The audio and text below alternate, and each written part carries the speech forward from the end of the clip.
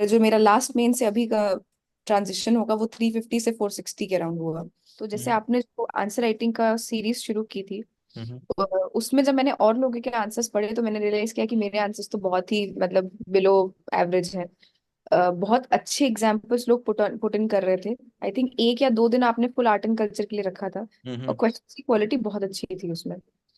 मुझे याद है कि वो क्वेश्चन देख के मैं सोच रही थी ये तो बहुत अच्छा क्वेश्चन है, इसका आंसर क्या होगा, इसको हम्म। लिखे कैसे। और एक टाइम लिमिट होती थी, 45-50 मिनट्स में उसको सबमिट करना है।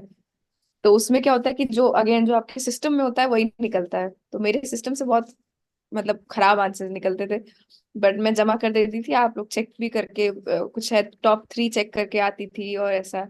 बीच में हम्म। एक कॉपी चेक की तो आई थिंक मैंने आपको टेक्स्ट भी किया है कि मेरी हम्म। कॉपी फर्स्ट थी, आपने चेक क्यों नहीं की। नहीं, वो अगले दिन तक वो चली गई थी, उसके अंदर वो अलग अलग लोग कर रहे थे तो उसको ले एक आपसे मेरे को एक चीज पूछनी थी। जैसे जीएस जो हम लोग आंसर राइटिंग इनिशिएटिव कर रहे थे मेंस के लिए, तो उस टाइम हम्म। पर हमारा ऐसा मानना था कि कई बार लोग लिख नहीं पाते हैं, उसका मेन रीजन होता है उनको पीयर ग्रुप नहीं मिलता। हम्म।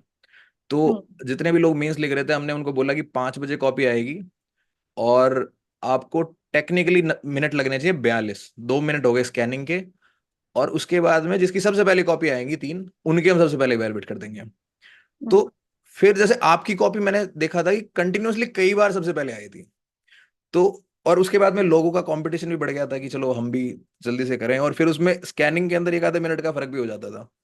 तो वो चीज आपको आपको कैसी लगी कि मतलब आपके पास एक रैंडम क्वेश्चंस आने वाले हैं जो आपने देखे नहीं हुए हैं, अचानक से अपीयर होंगे आपके पास 5 बजे, और वो पहले भी किसी ने नहीं देख रखे मार्केट में टेस्ट अवेलेबल है या ऐसा कुछ है, और फिर आप उनको लिख रहे हो और आप जल्दी से स्कैन करके उनको कर दे रहे हो, और फिर आप देख रहे हो बाकी लोगों के क्वेश्चन कंटिन्यूअसली वो सेम ही क्वेश्चंस पे लिखे हुए आंसर रियल टाइम में, rather than looking at toppers copies letter.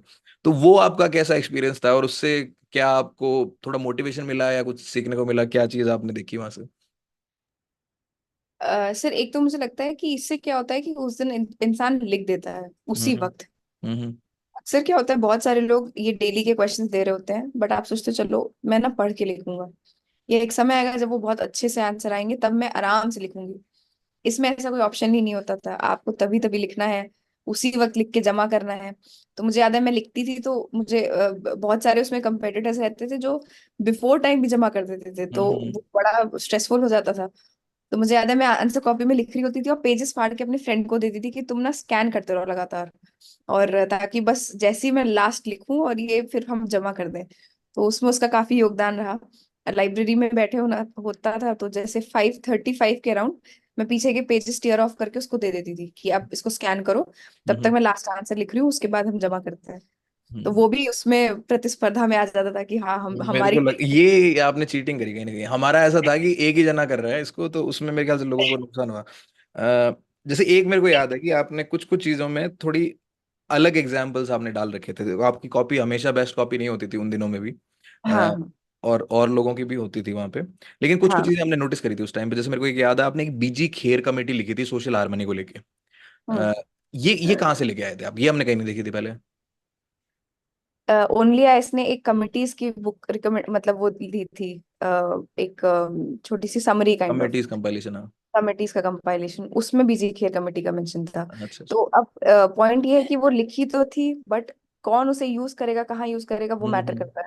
मेरे तो को याद मेरा है आपने कंक्लूजन में लिखी थी वो कमेटी, और हमने देखी नहीं थी, फिर हमने गूगल करके देखी कि ये सही में ऐसी कोई कमेटी है या ये ब्लफ है।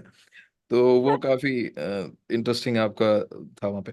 एक आपसे पूछना है सोशियोलॉजी की, तो सोसाइटी के सवाल तो आपसे पूछेंगे नहीं क्योंकि आपका ऑप्शन है तो आपको ज्यादा आता है वो। इस बार लेकिन ज्योग्राफी। प्रीलिम्स के रिजल्ट के बाद मैंने महापात्रा सर को कॉल किया, तो उन्होंने कहा कि बेटा अब सवाल ना अलग ही आने लगे हैं, तो वो इग्नू पढ़ो। मेरे नोट्स वगैरह से समझ के लिए ठीक थे, अब इग्नू पढ़ो। मतलब हम्म। उन्होंने खुद कह दिया कि सेम चीज जो मैं बोल रहा हूँ वो आंसर में प्लीज तुम लोग मत लिख कर आओ यार। वहां हम्म। पता चल जा रहा है कि हाँ मैं ओआरएन में रहती ओरन थी। में। 52/1 के पास एक है दुर्गा, उसका नाम हो गया है, पहले अच्छा। परियति हुआ था।